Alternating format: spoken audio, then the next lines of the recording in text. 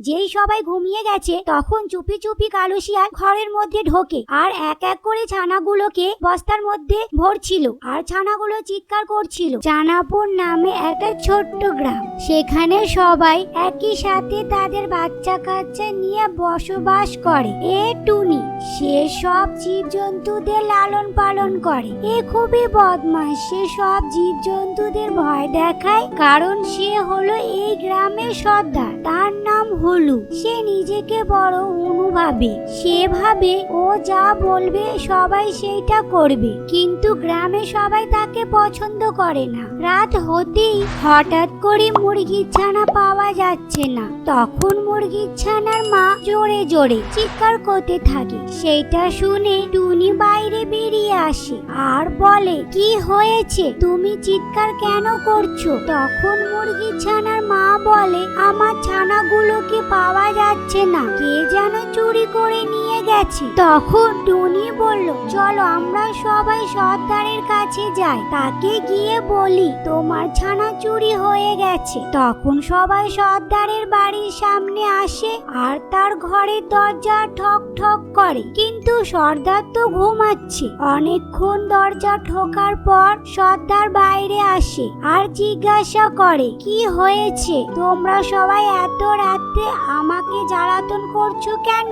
তখন টুনি বলে, মুরগির ছানাগুলোকে কে যেন চুরি করে নিয়ে গেছে আর পাওয়া যাচ্ছে না। তখন সর্দার বলে, কে বা নেবে, দেখো আশেপাশে কোথাও আছে, তোমরা এখন যাও, সকাল হলে সবাই মিলে খুঁজবো। এই বলে সর্দার ঘরের মধ্যে ঢুকে গেল। তারা সবাই বাড়ি চলে গেল। পরের দিন সকাল হতেই সবাই একসাথে মুরগির ছানা খুঁজতে বেরোয়। সারাদিন খোঁজার পরেও ছানাগুলোকে আর খুঁজে পাওয়া গেল না। আর তখন হতাশা হয়ে মুরগির ছানার মা কাঁদতে লাগলো। তখন সর্দার বলল, কাঁদছো কেন?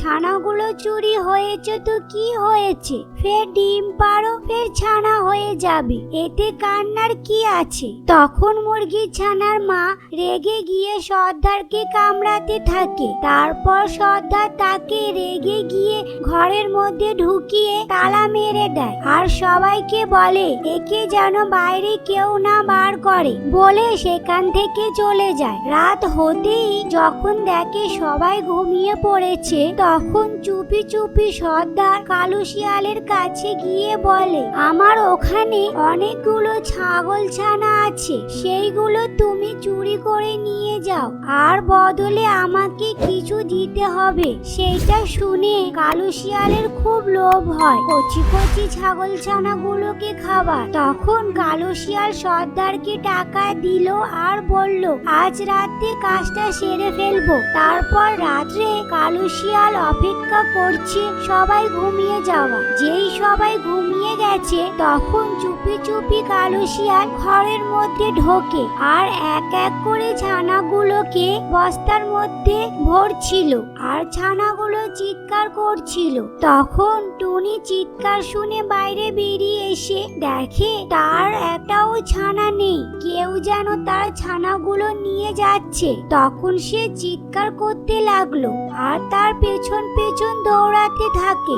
অনেক চেষ্টা করেও ছানাগুলোকে বাঁচাতে পারলো না। তখন টুনি কাঁদতে থাকে আর কাঁদতে কাঁদতে ভাবতে থাকে কিভাবে তার ছানাগুলোকে বাঁচাবে। তখন ওপর থেকে একটা প্যাঁচা টুনিকে বলে, আমি জানি কে এই কাজটা করেছে, তুমি আমার সাথে চলো, তোমাকে আমি দেখাচ্ছি। তখন টুনি আর তার সঙ্গীরা তার সঙ্গে যায়। সেখানে গিয়ে দেখে যে তাদের সর্দার কালো শিয়ালের সঙ্গে হাত মিলিয়ে এই কাজগুলো করেছে ছানাগুলোকে খাওয়ার লোভে। তখন টুনি আর সবাই মিলে একটা প্ল্যান করলো যে কিভাবে ছানাগুলোকে বাঁচানো যায়। টুনির বাচ্চাগুলো খুবই চালাক, তারা একটা বুদ্ধি বার করেছে। তখন তারা কালো শিয়ালকে ডাকে আর বলে, তুমি আমাদের বাইরে নিয়ে চলো, খুব জোরে পটি পেয়েছে। তখন কালো শিয়াল আর সর্দার দুজনা মিলে তাদের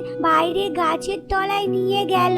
তখন ছানাগুলো বলল, আমাদের লজ্জা পাচ্ছে, তোমরা ঘুরে দাঁড়াও। সুযোগ পেয়ে ছানাগুলো এক এক করে সবাই মিলে কালো শিয়াল আর সর্দারকে মারতে থাকে। ঠিক সেই সময় টুনি এসে কালো শিয়াল আর সর্দারকে হামলা করে আর তারা নিচে পড়ে যায়। তখন টুনি তার ছানাগুলোকে আদর করতে থাকে, আর অন্যদিকে মুরগির ছানার মা তার ছানাগুলোকে আদর করতে থাকে। তারপর ওখান থেকে তারা সবাই বাড়ি চলে আসে আর খুব আনন্দ করে, কারণ তখন তাদের সর্দার হলো টুনি। আর পুরনো সর্দারকে তারা গ্রাম থেকে মেরে বার করে দেয় আর সুখে শান্তিতে তারা দিন কাটায়। আজকের গল্পটা এখানে শেষ হলো। কেমন লাগলো কমেন্ট করে অবশ্যই জানাবে। আরো মজাদার স্টোরি দেখতে চাইলে অবশ্যই চ্যানেলটিকে সাবস্ক্রাইব করে রাখো।